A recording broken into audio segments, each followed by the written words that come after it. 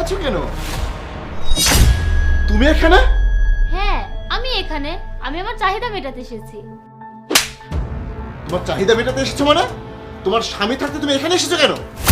তাহলে তুমি কেন স্ত্রী থাকতে এখানে আসো? আমি তোমার স্ত্রী আর তুমি আমাকে লুকিয়ে এখানে আসো?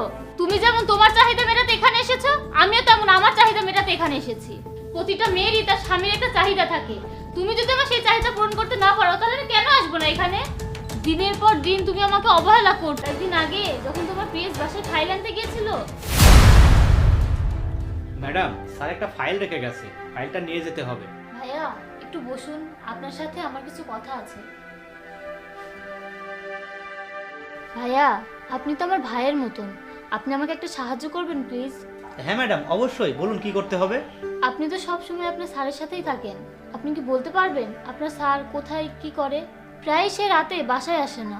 ম্যাডাম, স্যার তো সারাদিন অফিসেই থাকে আর ব্যবসার কাজে বিভিন্ন সময় বিভিন্ন জায়গায় যায়। সে আমার সাথে স্বামীর মতো আচরণ করে না। তা না হলে কেন সে তার স্ত্রীর কাছে যায় না? প্লিজ ভাইয়া, আমাকে বলুন আপনার স্যার রাতে কোথায় যায়?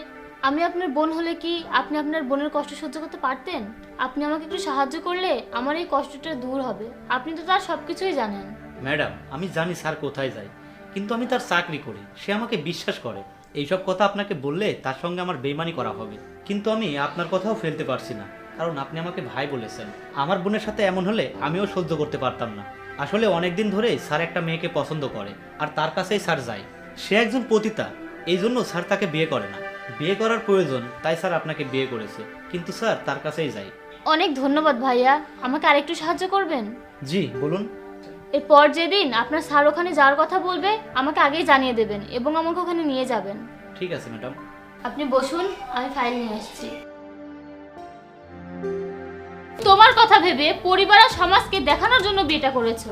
হ্যাঁ, আমি পরিবার আর সমাজের জন্যই তোমাকে বিয়ে করেছি। আর আমি অনেক আগে থেকে নুপুরকে ভালোবাসি।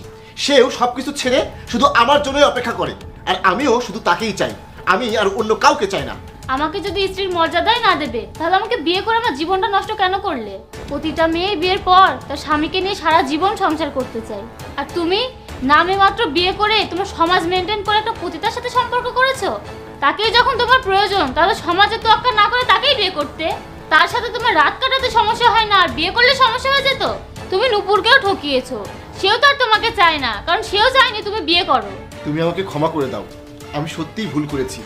আমি শুধু আমার নিজের কথাই ভেবেছি।